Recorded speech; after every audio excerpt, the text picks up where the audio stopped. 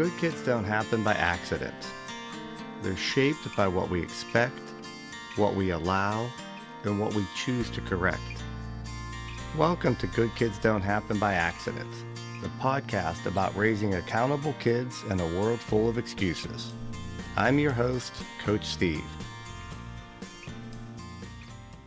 Every year, my sixth graders and I would sing a song together. It was called The Power of Yet. And at first, my kids thought I was crazy. They'd laugh and roll their eyes and wonder why on earth their math teacher wants them to sing a song. But by the end of the school year, they all knew exactly why we sang it. We sang that song because of one tiny word, Y-E-T. That word has the power to change the way a child thinks. And sometimes it can even change the direction of a kid's life.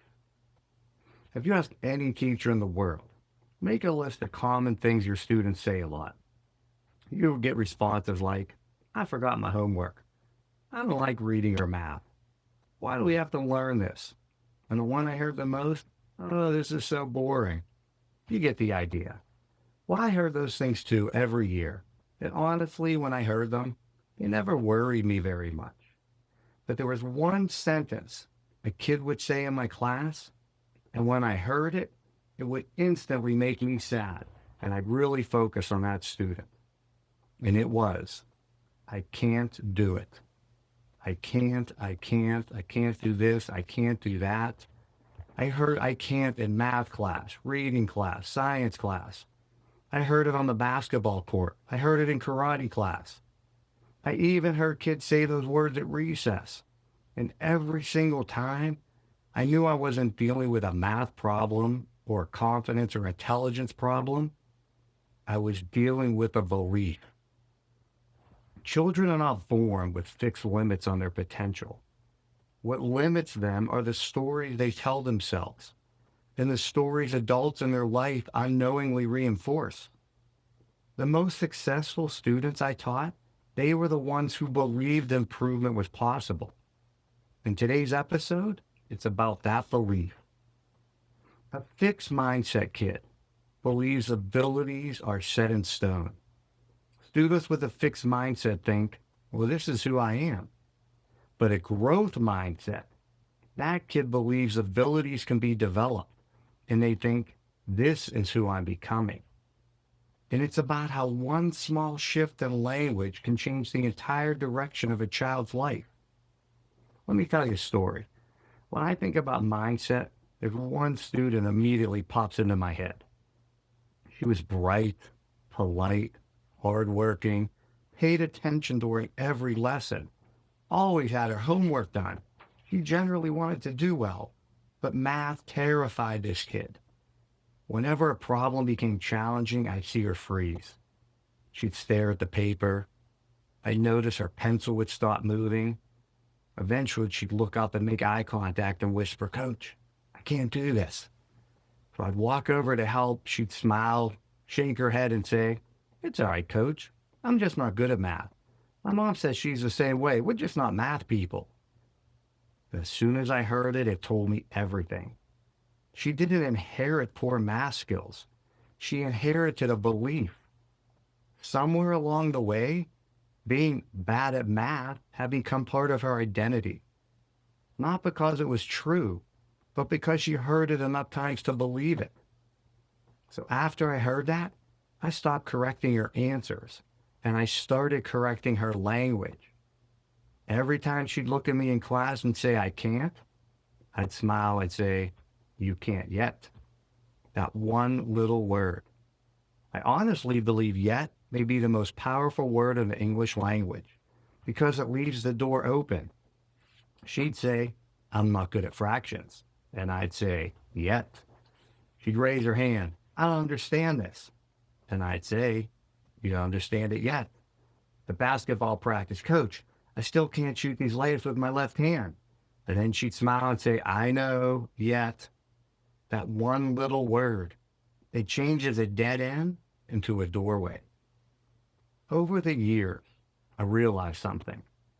I could have two students sit in the same math class, hear the same lesson, receive the same help, but walk away with completely different outcomes. And the difference wasn't their ability, it was their mindset. A kid with a fixed mindset says, "Oh, I'm not good at this. Some people are smart and some aren't. If it's hard, maybe I'm not meant to do it." But a growth mindset sounds different. "I don't understand this yet. Oh, this is hard, but I'm going to keep trying because I know mistakes help me learn." That one little change in a kid's thinking, it changes everything. So, what can we do as parents and coaches? First, teach your kids to have a growth mindset. Listen carefully to the labels your children give themselves, and listen closely to the labels you give them. If your kid says, "Oh, I'm just not good at math," don't argue with them and definitely don't agree with them. Ask them what's giving them trouble.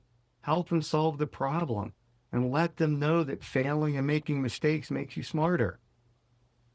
Secondly, please be careful with your own words. If you casually say, "Oh, it's okay.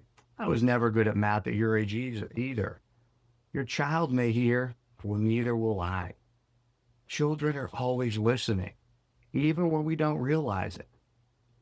And third, and most importantly, please teach your kids about a growth mindset. Teach them that mistakes are a part of life and they shouldn't be afraid to get something wrong. I've seen way too many kids in my class stop trying because of one mistake.